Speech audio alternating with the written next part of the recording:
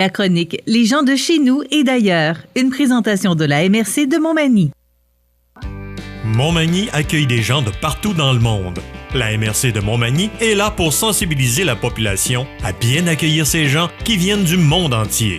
Parce que la diversité est une force dans notre région. Et on rejoint Hamilton Sidad et Gaël Alciret pour la chronique Les gens de chez nous. Et d'ailleurs, c'est toujours un plaisir de vous recevoir, messieurs, en studio. Mais on va sortir aujourd'hui. On sort pour une bonne cause, hein? Oui, toujours pour une bonne cause. Toujours pour une bonne cause. Puis côté sortie, je pense qu'on a deux gars qui sont bons là-dedans. On essaye. Voilà, on donne notre maximum tous les jours. On essaie de donner de la force, là. Mais là, on va sortir en entreprise parce que, oui, on parle beaucoup d'accueil et d'immigration ici et ça se fait aussi en entreprise beaucoup dans la région. En fait, c'est le début, avec les entreprises. Exactement. Hein? Et c'est pour ça qu'on va sortir aujourd'hui pour savoir comment ça va le côté d'intégration dans le milieu du travail de notre région. Alors, deux entreprises qui reçoivent des immigrants depuis un certain temps. Ça se passe habituellement très, très bien. Donc, magasin coop IGA de Montmagny. Et on va se déplacer du côté de chez Pabert Aluminium à Cap-Saint-Ignace également.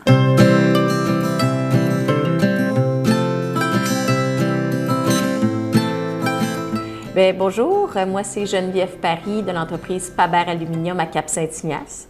Mon rôle dans l'entreprise, je suis vice-présidente logistique, stratégie et communication et en ce moment, je me concentre énormément sur le recrutement international.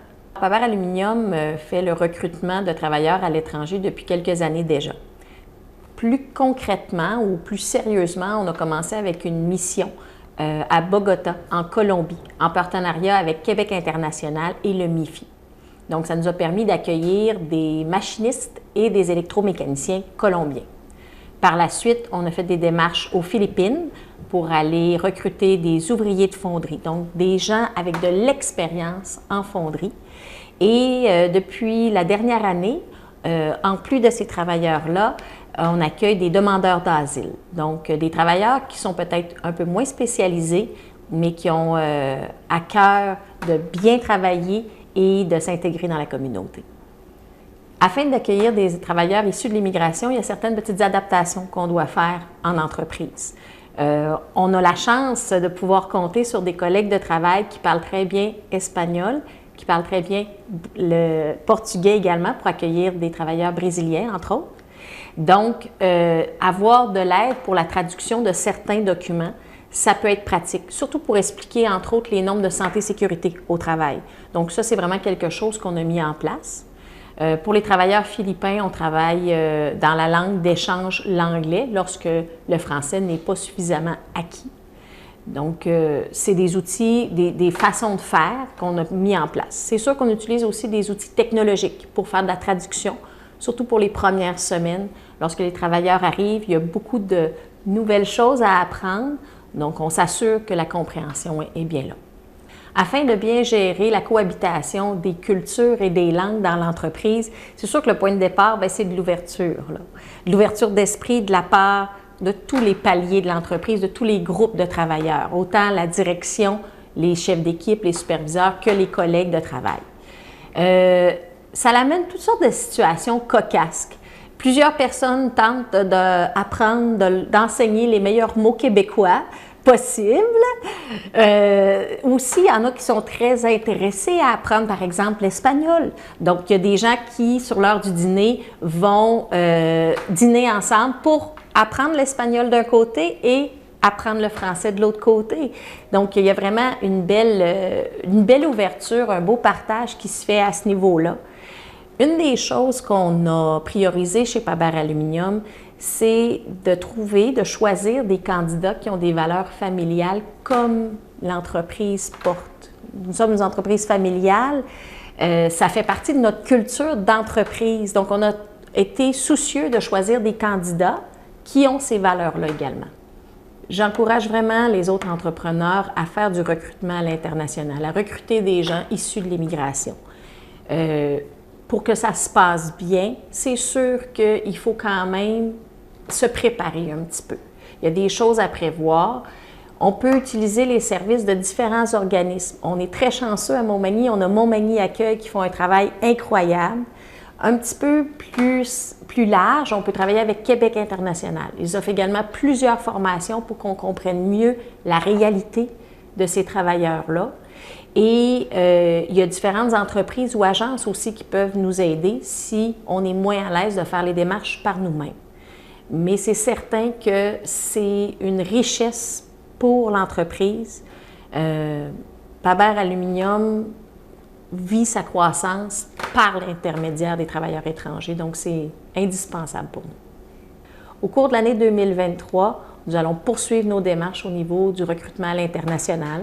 Donc, on a des activités de recrutement encore en Colombie, au Brésil et aux Philippines qui sont débutées et qui vont se poursuivre. On explore également pour le Costa Rica. Donc, c'est vraiment un processus qui va se poursuivre au cours de l'année 2023.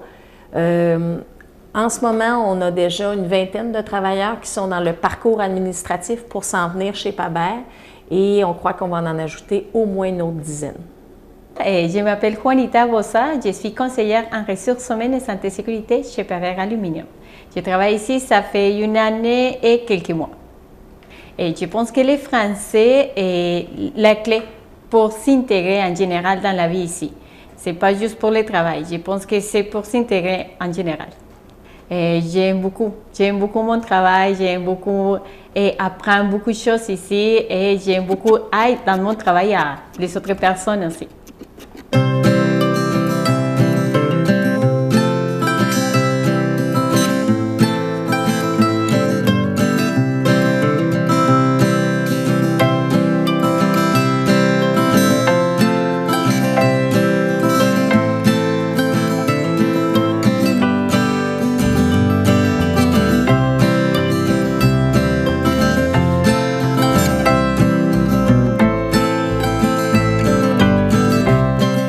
Je m'appelle Mélanie Couillard, je suis directrice en ressources humaines pour le magasin Coop IGA Extra Montmagny et les marchés Tradition de Cap-Saint-Ignace.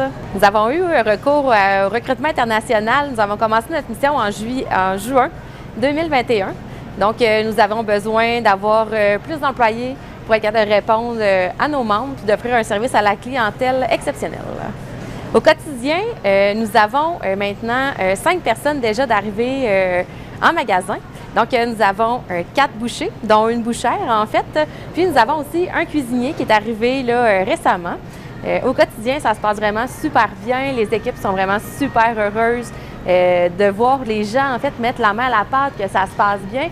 Puis, qu'il n'y ait pas de choc, en fait, là, culturel incroyable, comme des fois, on pourrait le penser.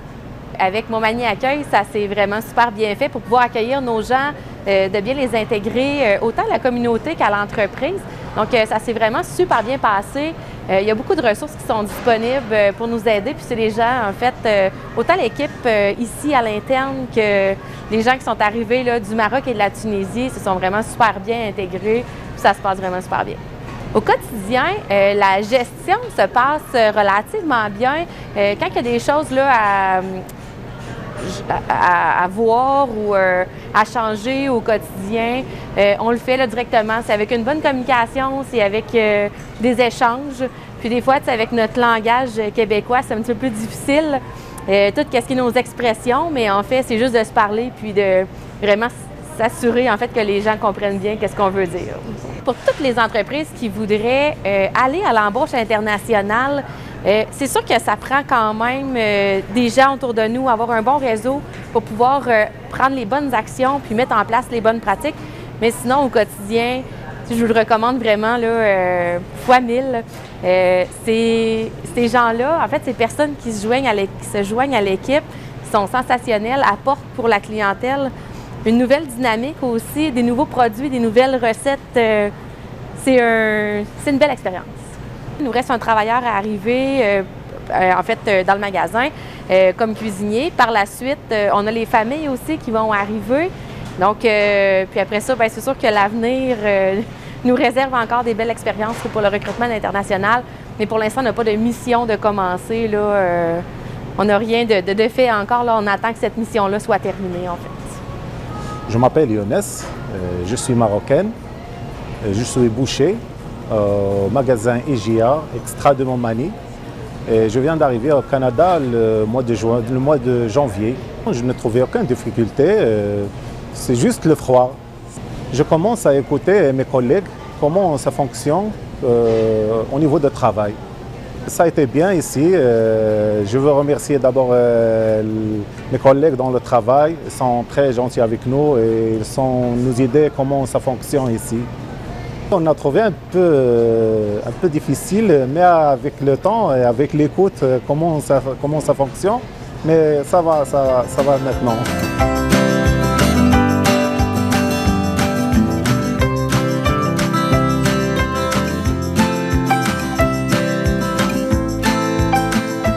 Ben, c'est une petite promenade dans les entreprises d'ici pour rencontrer des gens.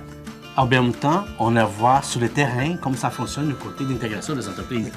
Et on voit aussi l'importance de ces travailleurs dans leur entreprise pour maintenir notre économie manimontoise. Oui, ça, on n'en parlera jamais assez. On a besoin de ces travailleurs. Toujours que cette manière de bâtir un meilleur vivre ensemble dans la région. Absolument. Ben, messieurs, on va se retrouver dans 2 semaines. Dans 2 semaines. J'ai bien hâte de voir qu'est-ce que vous allez m'amener comme sujet pendant 2 semaines, si on sort encore. Parce que c'est toujours un plaisir de vous avoir, je le dis, je le répète. Merci Marie-Ève. Merci Marie-Ève, merci beaucoup. Et à la prochaine. Oui, à la prochaine. C'était Hamilton Sidat et Gaël Alcirec.